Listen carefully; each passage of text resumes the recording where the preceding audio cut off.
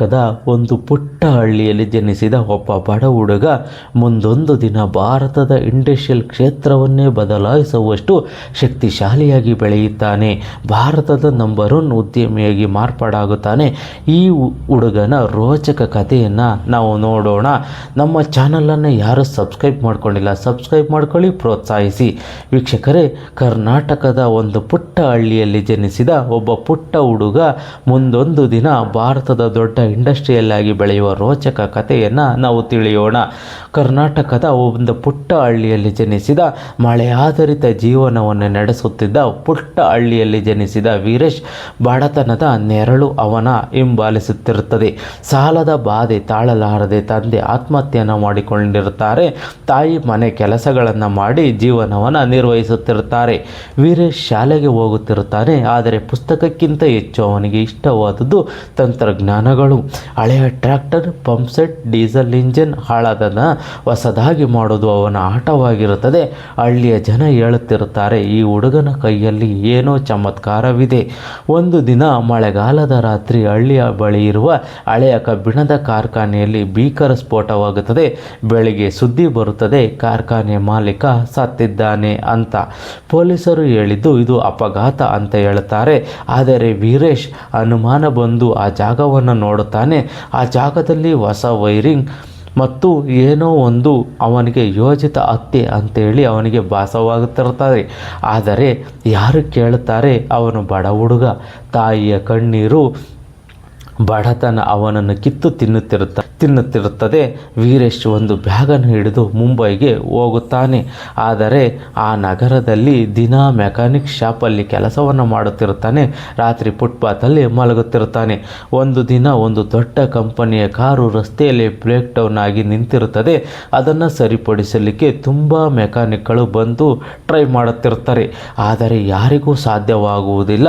ಅಲ್ಲೇ ದೂರದಲ್ಲಿ ಫುಟ್ಪಾತ್ ಮೇಲೆ ಕುಳಿತು ನೋಡುತ್ತಿದ್ದ ಈ ಹುಡುಗ ಇದನ್ನು ನಾನು ಸರಿಪಡಿಸುತ್ತೇನೆ ಅಂತೇಳಿ ಬಂದು ಹೇಳುತ್ತಾನೆ. ಅಲ್ಲಿದ್ದ ಎಲ್ಲ ಮೆಕ್ಯಾನಿಕ್ಗಳು ನಗುತ್ತಾರೆ. ನಮ್ಮ ಕೈಯಲ್ಲೇ ಆಗುವುದಿಲ್ಲ, ಇವನು ಸರಿಪಡಿಸುತ್ತೇನೆ ಅಂತಾನೆ, ಹೋಗು ದೂರ ಹೋಗು ಅನ್ನುತ್ತಾನೆ. ಆದರೆ ಇಲ್ಲ, ನಾನು ಸರಿಪಡಿಸುತ್ತೇನೆ ಅಂತ ಹೇಳ್ತಾನೆ. ಕಾರಿನೊಳಗಿದ್ದ ಕಾರಿನ ಮಾಲೀಕ ಅನಂತ್ ಅವನನ್ನು ಸರಿ ಮಾಡು ಅಂತ ಹೇಳಿ ಬಿಡುತ್ತಾರೆ.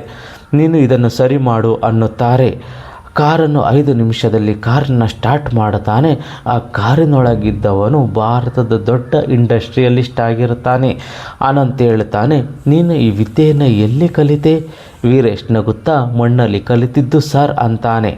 ಅನಂತ್ ಅವನಿಗೆ ಕೆಲಸವನ್ನು ಕೊಡುತ್ತೇನೆ, ಬಾ ನನ್ನ ಜೊತೆ ಅಂತೇಳಿ ಕರೆದುಕೊಂಡು ಹೋಗುತ್ತಾನೆ. ಅಲ್ಲಿ ಕೆಲಸವನ್ನು ಕೊಡುತ್ತಾನೆ. ಕೆಲಸ ನಿರ್ವಹಿಸುತ್ತಿರುತ್ತಾನೆ. ಆ ಕಂಪನಿಯಲ್ಲಿ ಏನೋ ಒಂದು ಸೀಕ್ರೆಟ್ ಪ್ರಾಜೆಕ್ಟ್ಗಳು ನಡೆಯುತ್ತಿರುತ್ತವೆ. ಅಂಡರ್ಗ್ರೌಂಡ್ ಫ್ಯಾಕ್ಟರಿ ಆಗಿರುತ್ತದೆ. ಸರ್ಕಾರಕ್ಕೂ ಗೊತ್ತಿಲ್ಲದ ಮಾಹಿತಿಗಳು ಈ ಕಂಪನಿಯಲ್ಲಿ ನಡೆಯುತ್ತಿರುತ್ತವೆ ಅಂತೇಳಿ ವೀರೇಶ್ಗೆ ಅನ್ನಿಸುತ್ತದೆ. ಹಗಲು ರಾತ್ರಿ ದುಡಿಯುತ್ತಿರುತ್ತಾನೆ.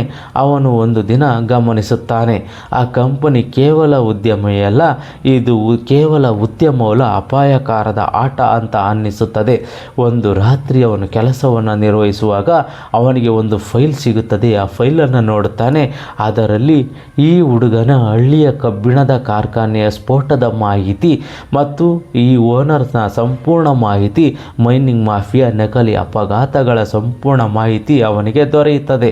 ಅದನ್ನು ಬಚ್ಚಿಕೊಳ್ಳುತ್ತಾನೆ. ಒಂದು ದಿನ ಕೆಲಸವನ್ನು ನಿರ್ವಹಿಸುತ್ತಿರುತ್ತಾನೆ. ಒಂದು ದಿನ ಕೆಲಸವನ್ನು ಬಿಡುತ್ತಾನೆ. ಬೇರೆ ಕಡೆ ಪುಟ್ಟ ಅಂಗಡಿ ಗ್ಯಾರೇಜ್ಗೆ ಹೋಗಿ ಕೆಲಸವನ್ನು ನಿರ್ವಹಿಸುತ್ತಿರುತ್ತಾನೆ. ಅಲ್ಲಿ ಒಂದು ಹೊಸ ತಂತ್ರಜ್ಞಾನದ ಅಭಿವೃದ್ಧಿಯನ್ನು ಮಾಡ್ತಾನೆ.